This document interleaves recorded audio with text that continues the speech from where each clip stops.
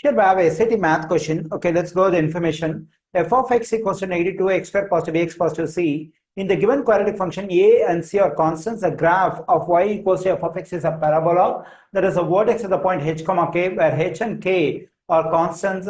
If k is less than 0 and f of negative 5 equals to f of 7, which of the following must be true? So we have two statements. The statement 1 says c has to be less than negative 1, and statement 2 says b has to be greater than or equal to 3.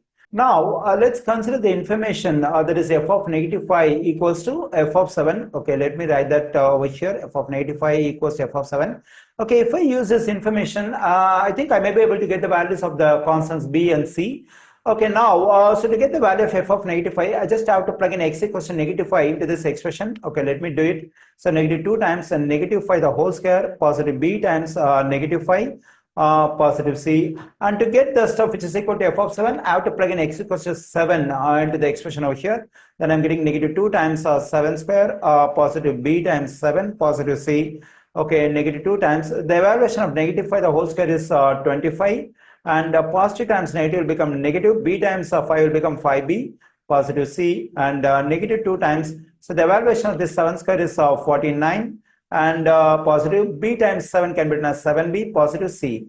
Okay, when I multiply this negative 2 and 25, I'm getting negative 50 and negative 5b, positive c equals to, when I multiply negative 2 and 49, I'm getting negative 98, positive 7b, positive c.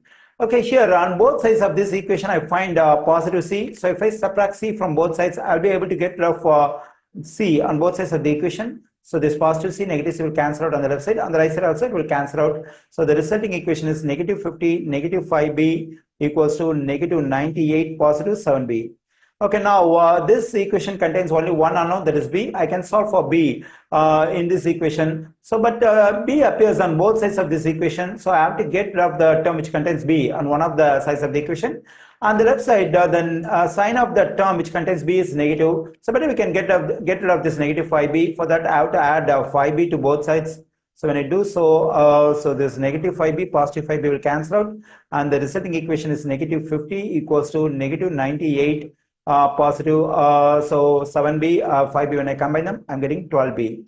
Okay, now let me write the equation here. Negative 50 equals to negative 98, positive 12b. Okay, to solve for b, I have to get rid of this negative 98. For that, I have to add 98 to both sides. When I add 98 to both sides, negative 98, positive 98 will cancel out. So when I combine these two quantities, I'm getting positive 48 equals to 12b. So let's divide both sides by 12. So this 12 will cancel. 12 goes into 12 one times, 12 goes into 48 4 times. I got the value of the unknown constant b. So that is b equals to 4. Okay, now let me erase other stuff and continue the problem. From our previous working, we got the value of the constant b, that is 4. Okay, now let's rewrite the given quadratic function by replacing b by its value 4. Okay, then we get the given quadratic function as f of x equals to negative 2x square, positive 4x, positive c. Okay, now the quadratic function over here is in standard form.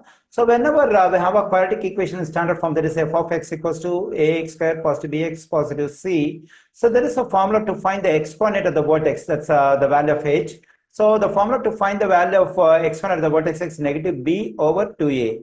Okay, now let's compare ax square positive bx positive c, the expression, and the expression we have in our quadratic function negative 2x square positive 4x positive c. Then I am getting a equals to negative 2, because a is the coefficient of x square. In our function, the coefficient of x square is negative 2. So a is negative 2, and the value of b is the coefficient of x. In our problem, the coefficient of x is 4, and the value of c is the same c in our problem.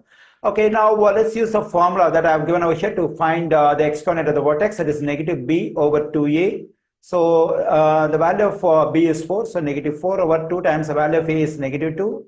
So it is x equals to negative 4 over 2 times negative 2 is negative 4. So find it simplified to just positive 1, because this negative will cancel. 4 over 4 is 1.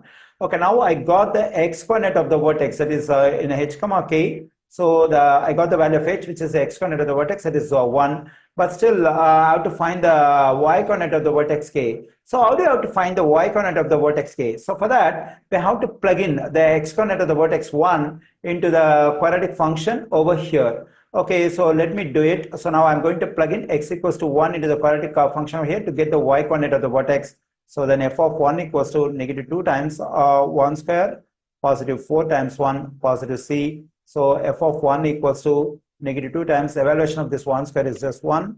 Positive 4 times 1 is 4, positive c. So f of 1 is equal to negative 2, positive 4, positive c. So finally, f of 1 is equal to, when I combine these two values, negative 2, positive 4, I'm getting 2, positive c. Okay, when I plug in the x coordinate 1 into the quadratic function over here, I'm getting the y coordinate 2, positive c. Let me write this one over here. Okay, now I got the vertex of the given quadratic function, that is 1 comma 2 positive c. Okay, so 2 positive c is the y coordinate, but the question, the information says that the y coordinate k, the y coordinate of the vertex k is less than 0.